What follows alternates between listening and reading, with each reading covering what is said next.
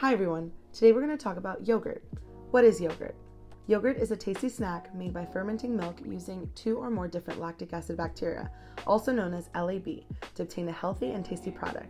A special health benefit that yogurt offers is probiotics, which are live microorganisms added in the yogurt to promote gut health, which will be discussed later on.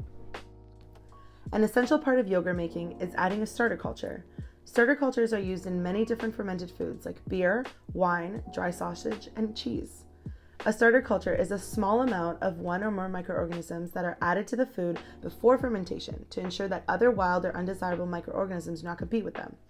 In the case of yogurt, starter cultures encourage the symbiotic growth of 2 LAB, Lactobacillus bulgaricus and Streptococcus thermophilus. These 2 organisms are facultative anaerobes, meaning that they can survive in an environment with or without oxygen. After choosing your starter culture, you are ready to begin your fermentation.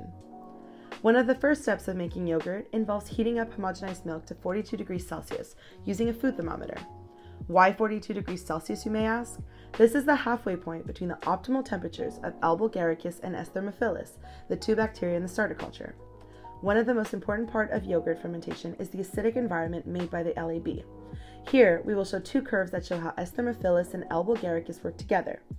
S. thermophilus makes formic acid and CO2, which encourages L. bulgaricus to grow.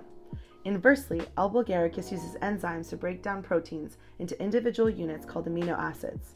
S. thermophilus is very happy at this point and uses the amino acids to grow as well, where both are in the same amount of live bacteria at the end of the fermentation. Fermentation is characterized by a drop in the pH in milk from about 6 to 4.6, where the lowering in pH is completed by transforming lactose in the milk to lactic acid by LAB.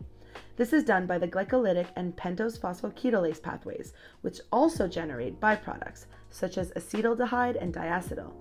Acetaldehyde is the main compound that gives yogurt its flavor.